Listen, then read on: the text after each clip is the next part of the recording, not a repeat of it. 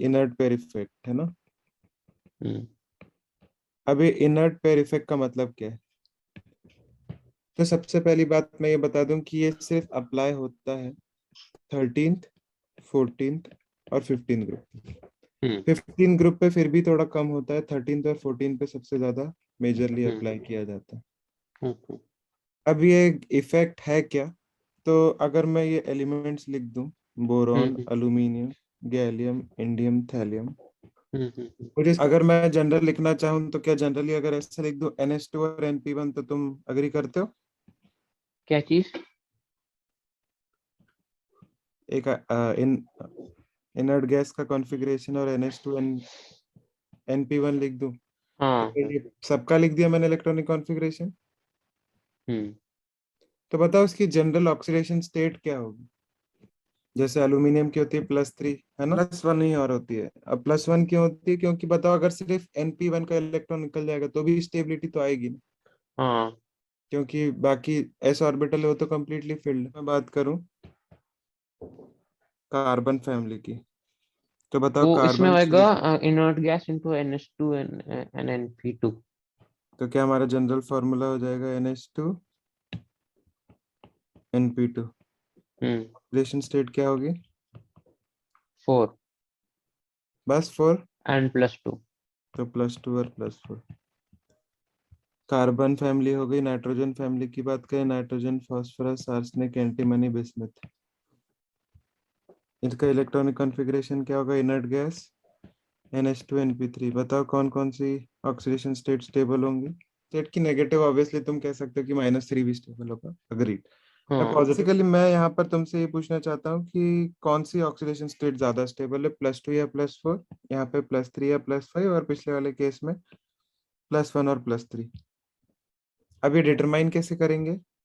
तो मैं तुमसे बता ये जानना चाहता हूँ, क्या जैसे जैसे नीचे जाएंगे हम्म f ऑर्बिटल आएगी हमारे पास, हाँ और f orbital down the group जाने पे f ऑर्बिटल आती है, और अगर f ऑर्बिटल आ रही है, f हम्म ऑर्बिटल के कारण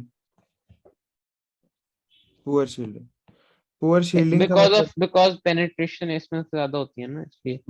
तो पुअर शील्डिंग का मतलब क्या है कि ये हमारा न्यूक्लियस था, हम्म यहाँ पे हमारे पास f ऑर्बिटल आ गई, तो ये जो इलेक्ट्रॉन है वो हम्म इसको अट्रैक्ट, वो न्यूक्लियस के टुवर्ड्स अट्रैक्टेड है। क्यों? क्योंकि हमारी शील्ड गंदी थी। अगर हाँ शील्ड अच्छी होती तो अट्रैक्शन नहीं होता है ना। हाँ पर ये जो इलेक्ट्रॉन है इसका अट्रैक्शन है। अब इलेक्ट्रॉन्स भी हमारे पास s में भी हैं और p में भी हैं, हम्म राइट? हम्म तीनों में देखो, s में भी हैं, p में भी हैं, हम्म तो अट्रैक्टेड तो दोनों ही हैं। हम्म पर क्या तुम मानते हो s वाले ज्यादा अट्रैक्टेड होंगे विद रिस्पेक्ट टू p? हम्म तो मैं ये कह सकता हूँ कि जो आउटर मोस्ट इलेक्ट्रॉन है हम्म वो इलेक्ट्रॉन न्यूक्लियस का फोर्स ऑफ अट्रैक्शन तो फील कर पा रहा है, और अगर हम्म तुम निकालने जाओगे तो मान लेता हूँ p ऑर्बिटल के इलेक्ट्रॉन्स फिर भी निकल आ जाएंगे, पर s ऑर्बिटल्स के जो इलेक्ट्रॉन है उनको हम्म निकालने में बहुत ज्यादा दिक्कत होगी, बहुत ज्यादा एनर्जी लगेगी, हम्म है ना। ये कब हाँ होगा? जब मैं नीचे जा चुका हूँ, जब मेरे पास f ऑर्बिटल है। हम्म। अगर f ऑर्बिटल नहीं है तो कोई दिक्कत नहीं, तीनों इलेक्ट्रॉन बाहर आ जाएंगे।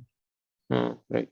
तो मैं अगर बोरॉन की बात करूं, या जैसे ये 1s2 2s2 2p1 हो गया, या 1s2 2s2 2p6 3s2 3p1 हो गया, हम्म ये तीनों इलेक्ट्रॉन्स इजीली निकाले जा सकते हैं, ये तीनों इलेक्ट्रॉन्स इजीली निकाले जा सकते हैं, इसलिए B+3 भी बोल देंगे हम स्टेबल है, Al+3 भी बोल देंगे स्टेबल है।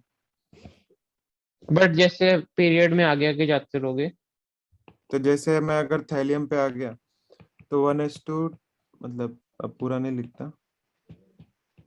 थैलियम का एटॉमिक नंबर अभी अभी अपन ने देखा था कितना है? 80 समथिंग। 81। हम्म 81 से पहले कौन सी आती है? जेनॉन आती है। इसका 6 के बाद 50। um 54 and 86। हाँ, तो मैं बेसिकली लिख सकता हूँ इसका electronic configuration in terms of xenon. Hmm xenon is 54। हम्म तो 54 और 81 तक जाना है, मतलब 27 इलेक्ट्रॉन्स और ऐड करने हैं ना। हम्म तो इसके बाद एस में जाएगा। हम्म कौन से एस में? सिक्स सिक्स 2 6s2,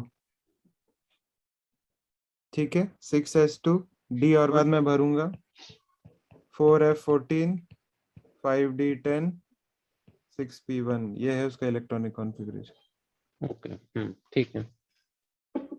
तो यहाँ पर 54 ये निकालना 27 इजी है, 16, हाँ। ये निकालना इजी है, पर 6s2 निकालना मेरे लिए ऑलमोस्ट इम्पॉसिबल है। तो ये तो तुम इजीली रिमूव कर सकते हो, तो थैलियम +1 ज्यादा स्टेबल है। हम्म तो अब यहाँ पर ऐसे बोलते हैं कि दीज टू इलेक्ट्रॉन्स, ये जो दो इलेक्ट्रॉन है 6s के, हम्म they are highly attracted towards the nucleus, and since they are highly attracted towards the nucleus, it would take a lot of amount of energy to hmm remove these electrons, hence they won't remove. If they are not being removed, they are acting as an inert pair. Hmm inert क्या होता है, जो कुछ करता नहीं है, निकलता नहीं है। तो ये जो हाँ। दो इलेक्ट्रॉन है, ये इलेक्ट्रॉन्स निकल नहीं रहे कि इनर्ट पेयर की तरह काम करें, इसलिए इस इफेक्ट का नाम इनर्ट पेयर है। क्या समझा कि जो 6s2 के इलेक्ट्रॉन है, hmm they are acting as inert pair, हाँ। और अगर ये इनर्ट पेयर की तरह काम कर रहे हैं तो थैलियम+1 इज मोर स्टेबल देन थैलियम+3। तो क्या मैं ये कंक्लूजन बोल सकता हूँ कि on going down the group, stability of lower oxidation state increases. Yes.